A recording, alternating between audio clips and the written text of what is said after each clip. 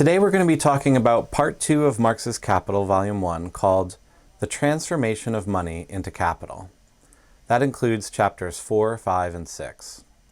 We'll begin with chapter 4, called The General Formula for Capital, which is a key part of Marx's argument. But before we get to the formula for capital, we're first going to talk about the formula for the circulation of commodities. The formula for the circulation of commodities is CMC.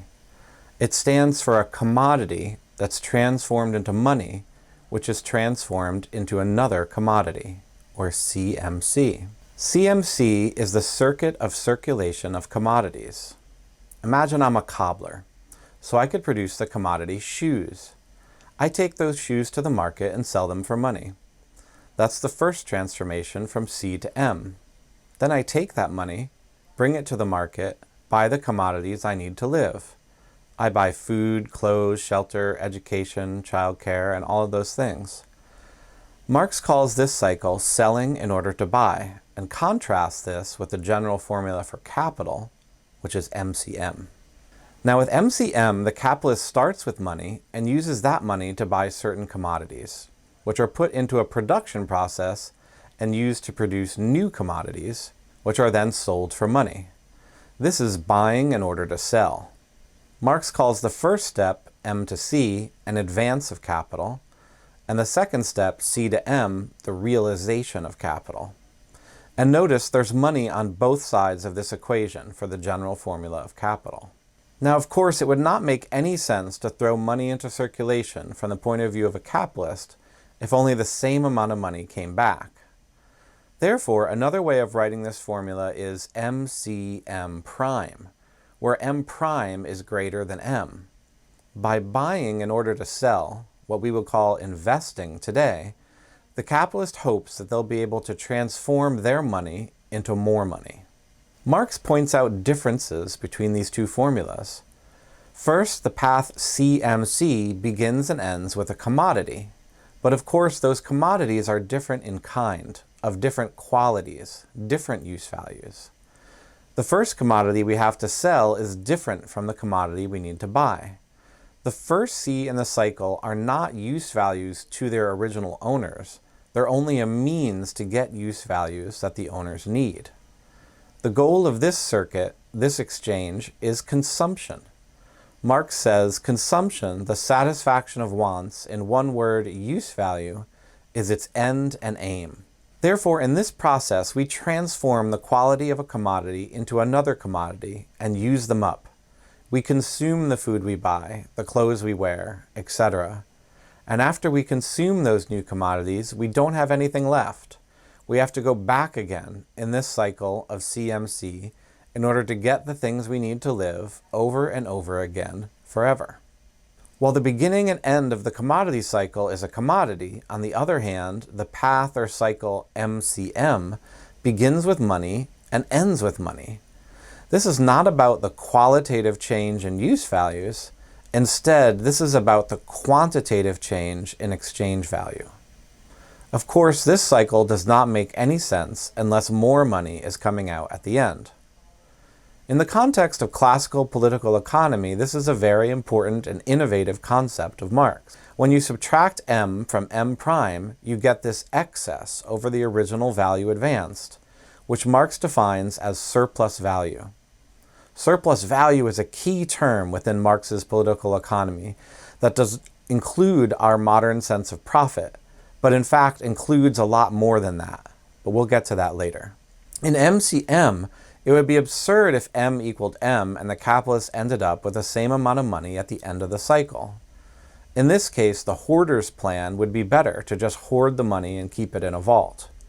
But capital accumulation is different from simply hoarding because it involves entering the cycle of production. One thing to take from this is that not all money is capital, but that money that is used in a certain way is capital. This speaks to Marx's using relational definitions. His concepts are not static building blocks, but point to dynamic relationships. Another difference in comparing the two cycles is that at the end of the CMC cycle, the goal is outside of circulation. The goal is getting the new use values which we consume in order to satisfy our needs. They're used up and do not re-enter the circulation process. But in the MCM cycle, the circulation of money as capital is an end in itself. Marx calls this the valorization of value, or the production of surplus value. And this only happens within this constantly renewed movement. The movement of capital is therefore limitless. Rather than stopping when we receive the essential use values or commodities we need in order to live our lives, if we measure our accumulation in terms of money, there really are no limits. This is one of the unique features of capitalism that Marx illuminates through this analysis. Marx talks about the capitalist, what he calls the conscious bearer of this movement, as capital personified and endowed with a consciousness and a will. To a capitalist, these use values never really are the aim. The aim is always the production of use values in order to valorize value, in order to create new surplus value, in order to create profit for the capitalist. This, what Marx calls the boundless drive for enrichment, the passionate chase after value, is what defines the capitalist under capitalism.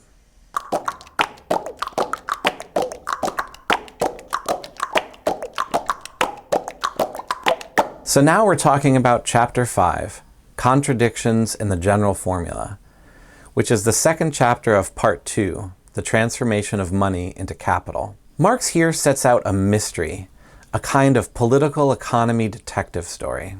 In the CMC cycle, in simple commodity circulation, what happens in the exchange process is a metamorphosis, a change in the form of value. Remember, Marx talked about value being immaterial but objective. Here we have the same quantity of value passing through different forms. The commodity that we have at the start of the cycle is representative of a certain amount of socially necessary labor time that it took to create it. In Chapter 1, Marx defines socially necessary labor time as the time required to produce an article under the normal conditions of production and with the average degree of skill and intensity prevalent at the time. Commodities that are produced with the same amount of socially necessary labor time have the same value. So we go into the market and sell the commodity for money. That amount of money is equivalent to the same amount of socially necessary labor time as the initial commodity. Then we buy a different commodity that we need, which is also representative of the same amount of socially necessary labor time as the commodity we've started with. What's changed is the commodity from one use value to another.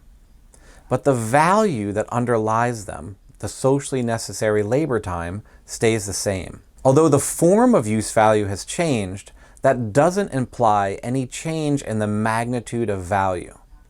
The amount of value, or socially necessary labor time underlying it, has not changed. Therefore, when we have exchange in the market of commodities with one another directly, or commodities exchanged via money, we have an exchange of equivalence. Another way to say this is an exchange of equal exchange values. No one gets more value from exchange than they've put into it in the first place. The classical political economists held that circulation was an exchange of equivalent values, but that would seem to imply that the formation of surplus value doesn't take place. So how does this problem get solved? Marx has to resolve this seeming contradiction that on the one hand, we have an exchange of equivalence in a market, but on the other hand, the capitalist ends up with more surplus value on the other side of the MC-M' cycle.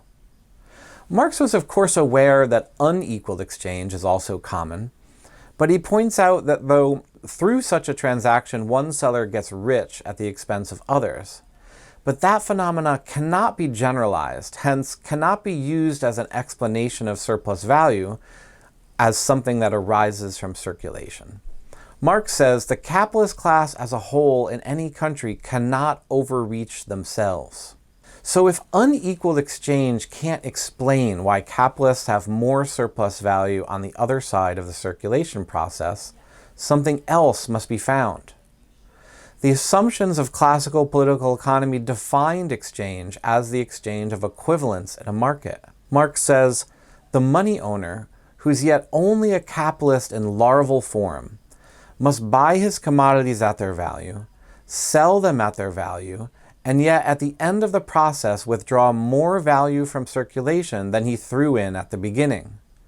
His emergence as a butterfly must and yet must not take place in the sphere of circulation. How do we resolve this apparent contradiction? Marx leaves the answer to this problem to Chapter 6.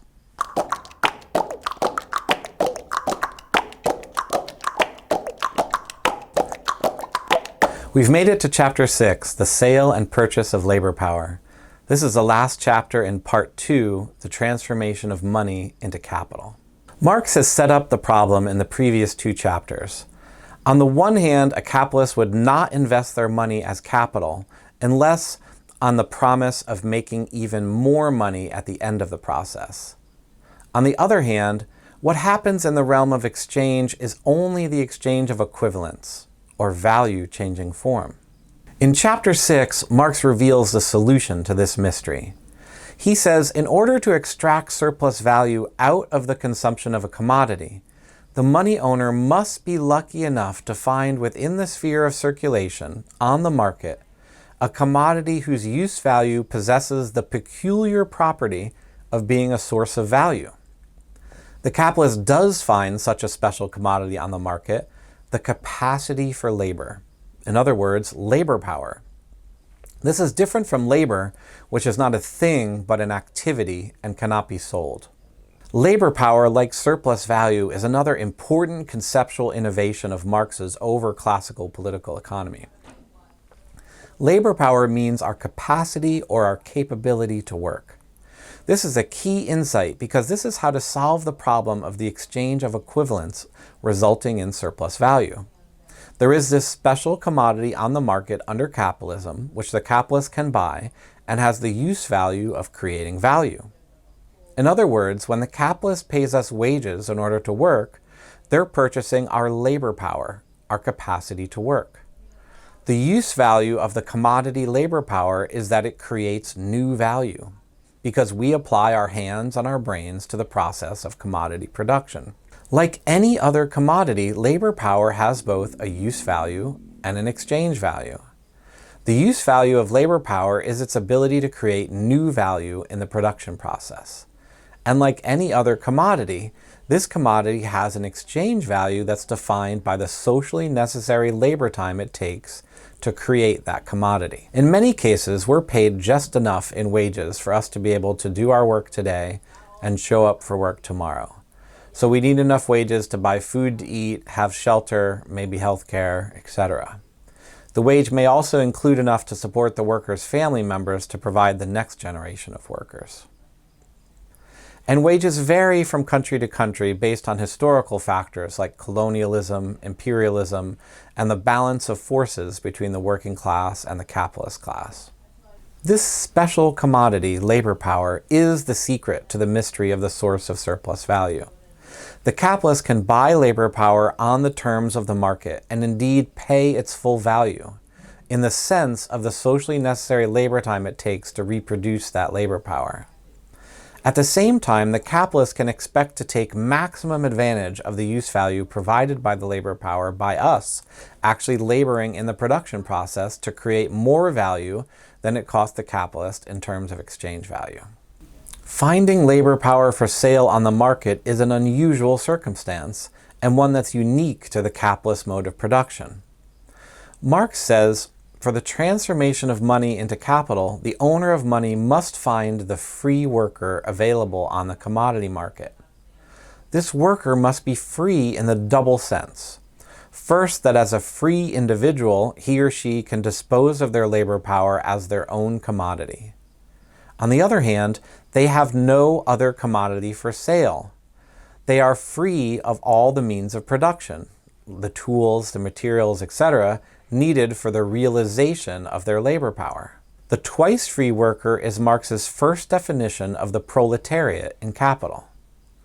Now, the origins of the twice-free worker in Marx's sense are very important because it gives us insight into the unique nature of the capitalist mode of production. On the one hand, the worker under capitalism is not like a slave under ancient slavery, in the sense that they're not owned outright by another person. We are free to enter into a contract in order to sell our labor power in exchange for wages. We could decide to work for one employer or another employer. We're not bound in the same way as subordinate classes in the past. But the second freedom, which is kind of a sarcastic freedom, this is Marx's sense of humor coming out here, that the worker is free of the means of production. Now, human beings have existed for somewhere between 200,000 and 300,000 years. For most of that history, we were able to manage a sustenance form of life by hunting and gathering, and for the last 12,000 years or so by farming. But now Marx is talking about the rise of industrial capitalism over the past few hundred years, and especially as it was unfolding in Manchester and other parts of Europe and the United States in the 19th century. What had preceded this was a whole history of the severing of former peasants off of their land, off of any ability for them to socially reproduce, from their ability to live other than to sell their labor to the capitalist. They have no land or farms of their own that they could work and grow food. They have no workshop of their own. They don't have tools of their own in order to create their own commodities to sell at the market. They're free of all of those means of production, in that all they have left to sell is their ability to work. We're free of everything else.